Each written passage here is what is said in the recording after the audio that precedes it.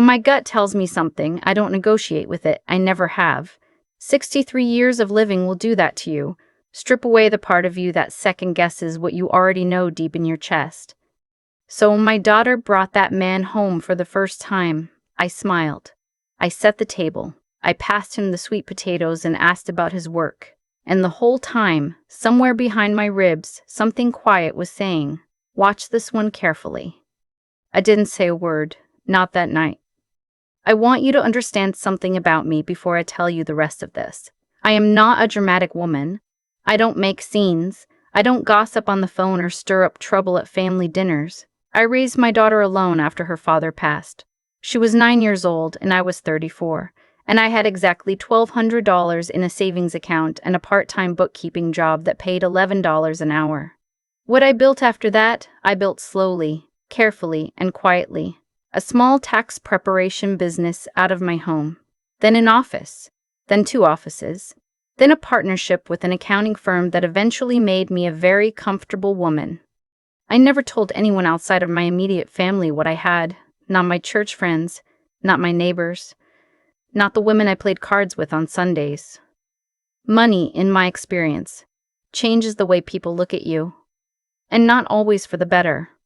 My daughter Simone, she knew we were comfortable. She knew I paid for her college without loans, knew I paid cash for her first car, knew I sent her a check every birthday that was more than generous. But the full picture of what I'd accumulated, I kept that close. She was kind-hearted and trusting in the way that only someone who'd always been loved and protected could be. That was my doing, and I was proud of it. But it also meant she wasn't always careful the way I was careful. When she told me she was serious about this man, I'll call him my son-in-law because that's what he became.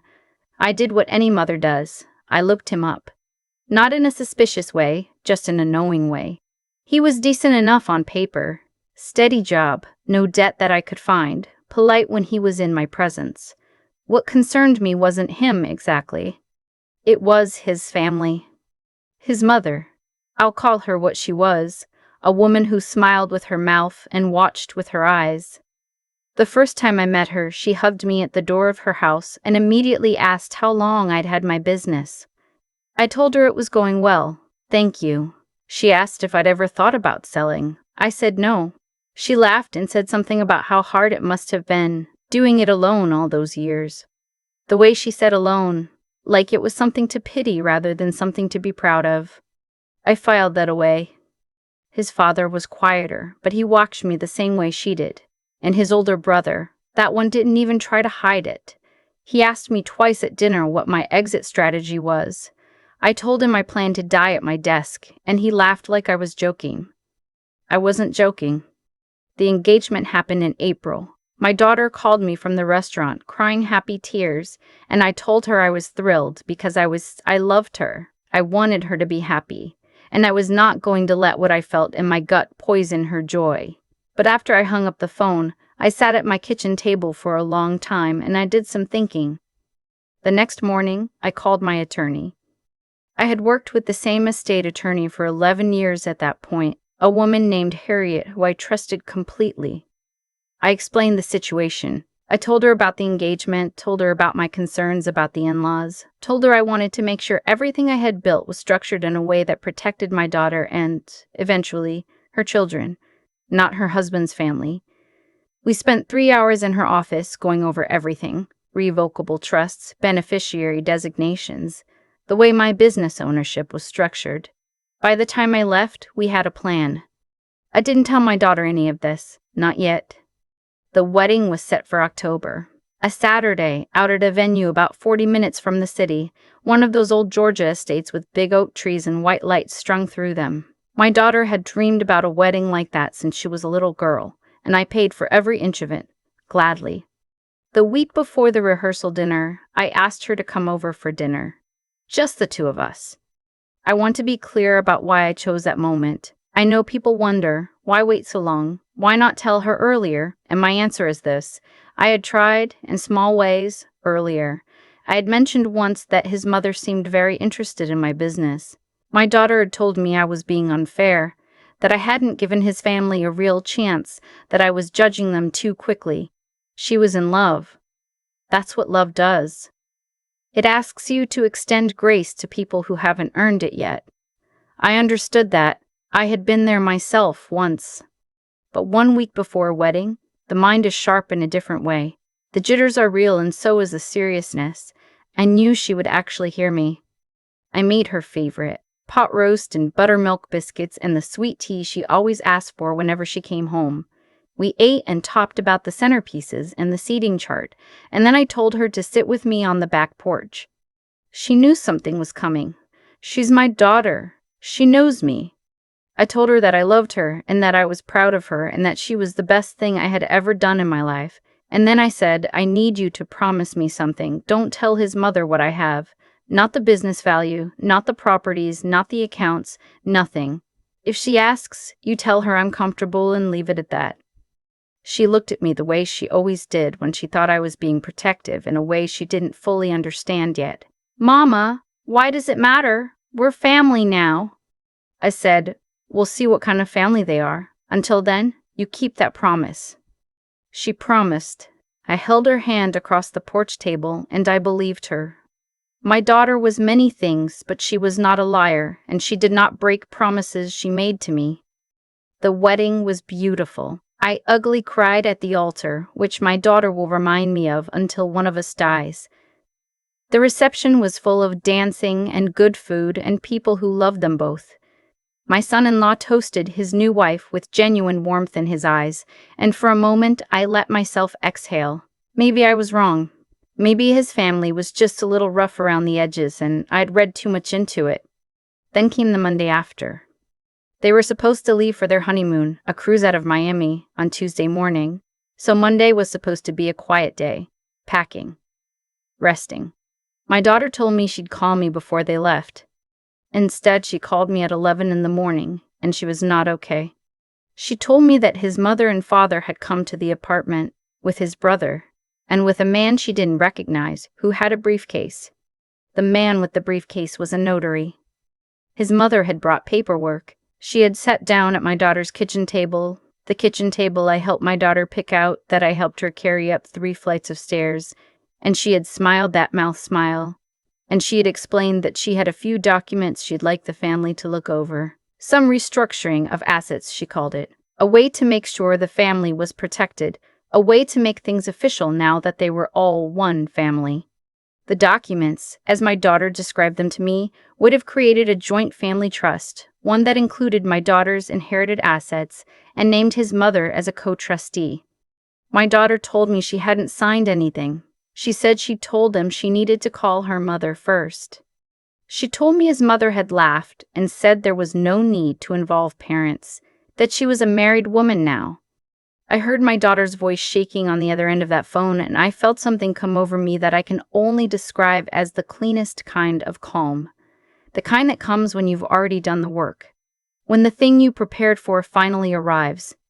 I said, baby, tell her your mother's attorney is on the way. Ask her if she'd like coffee while she waits. There was a silence on the line. Then my daughter almost laughed, a strange, relieved, unbelieving kind of laugh, and she said, okay, Mama. I called Harriet before my daughter even hung up. Harriet was at a closing across town, but she dispatched a colleague within the hour, a young associate named who walked into that apartment in a gray suit and set her own briefcase on that kitchen table and asked, very politely, for the documents his mother had brought. I was told later that his mother had not expected that. She said the documents were just for discussion. The associate said that was fine, she'd love to discuss them. She went through every page. She asked about the authority under which the co-trustee arrangement was being proposed. She asked about the legal basis for including assets that had been inherited prior to the marriage. She asked whether all parties had received independent legal counsel before signing. His mother said they hadn't gotten that far yet. The associate said they should probably get there before anyone signed anything. His mother left with the documents unsigned. His father and brother left with her. The notary left without notarizing a single thing. My son-in-law had been there for part of it. My daughter told me he'd stood in the doorway between the kitchen and the living room the whole time, saying nothing. When his mother asked him to explain to his wife that this was just how his family did things, he had said, and this is what she told me, word for word, I think we should talk about this later. That was not the answer I would have wanted, but it was not the worst one either. They left for Miami the next morning. My daughter slept for most of the first day on the ship, she told me later. Just slept, from exhaustion and relief and the kind of letdown your body has when it's been braced for impact. When she called me from the cruise, she asked me how I'd known. I told her that his mother had shown me exactly who she was the first evening we met, and I had believed her. "Why didn't you tell me sooner?" she asked. And I heard the question under the question, the one she really meant, which was, "Did you not trust me?" I told her the truth. I said I had tried earlier, and that she hadn't been ready to hear it. I said I didn't hold that against her. Being in love has its own kind of logic, and I had been there myself. I said I chose that moment the week before because I believed she was ready then, and I said that the more important thing was that she had listened when it mattered. She was quiet for a moment. Then she said, "You already had everything set up, didn't you, before any of this happened?" Yes, I told her, I had. She asked me why. And I tried to explain something to her that I'm not sure can fully be explained to someone who hasn't built something from nothing, brick by brick, year by year, alone. I told her that what I built wasn't just money. It was her college education and her first car and her wedding, yes, but it was also her options, her ability to leave a bad situation, her ability to say no, her ability to say no, her ability to never be trapped anywhere. I built it to protect her future, and protecting her future meant protecting what would become hers. I said, "The people who love you will respect that. The people who don't respect that were never going to love you the way you deserved." She cried a little. I did too. When they came back from the honeymoon, things were different with his family for a while. His mother didn't call. His father didn't come around. His brother sent a stiff email that his attorney had apparently drafted, suggesting that my daughter and son-in-law might want to reconsider their estate planning structure, which I thought was almost funny, considering that they had never had access to anything to begin with. My son-in-law, to his credit, did not go back to his mother with our financial information. He had a long conversation with my daughter, the first of many, she told me, about what he expected from his family going forward and what she needed from him. He told his mother, directly, that there would be no more surprise visits with paperwork. I was not there for that conversation, but I heard about it later, and what I heard told me that he was trying to be the husband she needed him to be. Whether he would fully get there, I couldn't say, but he was trying, and that mattered. Here is what I want every woman who hears this to understand. I am not telling you to distrust your partner. I am not telling you that love is a trap. I am telling you that love and wisdom are not opposites. The smartest thing I ever did was love my daughter fiercely enough to do the unglamorous, unsexy, boring work of protecting her years before she ever needed protecting.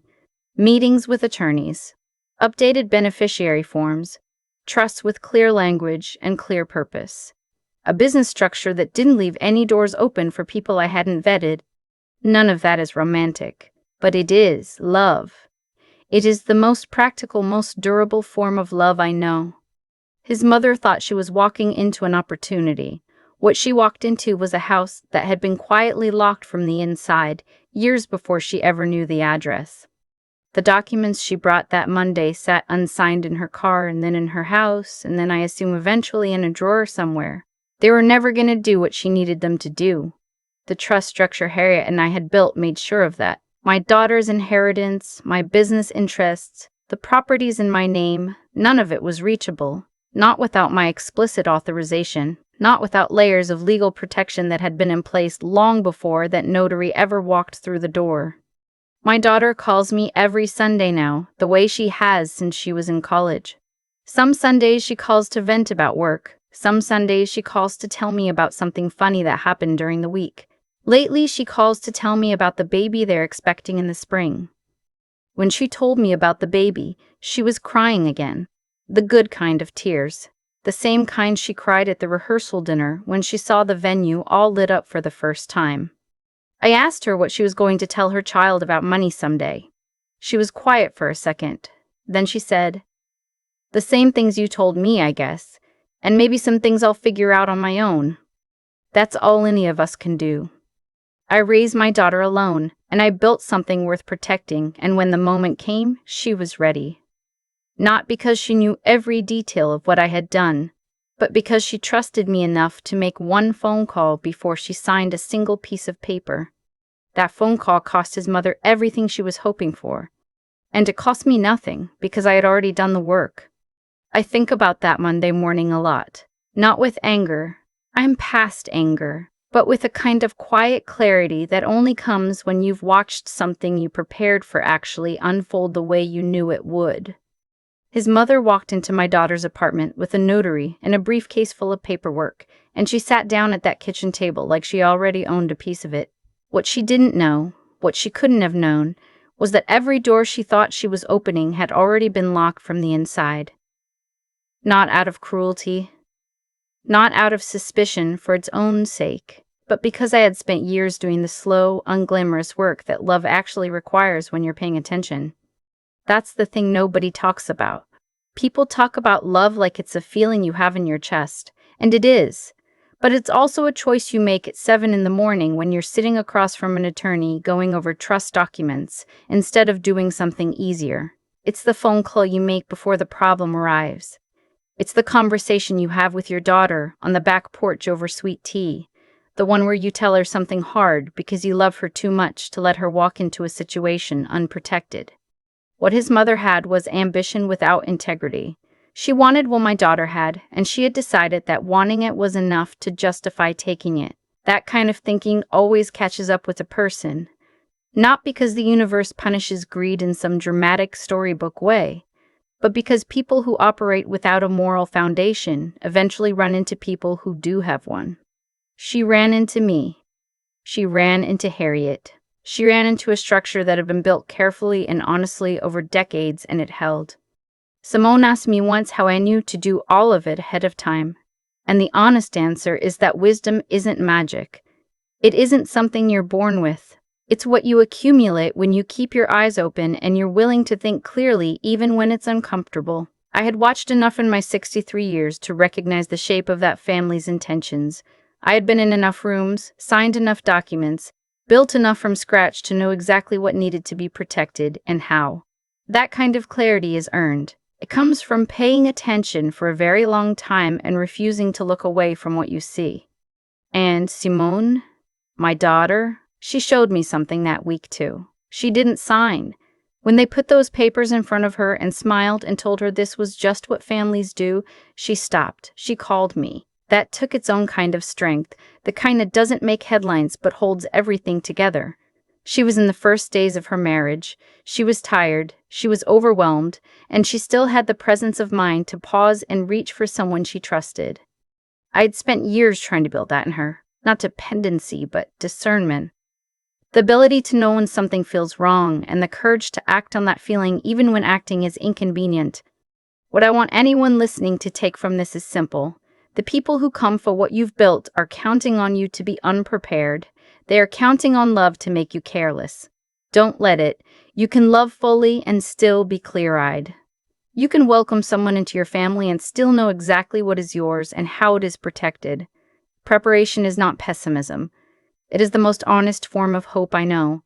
The kind that says, I believe in the future enough to actually build one worth protecting. His mother left with her documents unsigned. My daughter came home from her honeymoon and called me on a Sunday, the way she always has. Some things, when you've done them right, just hold.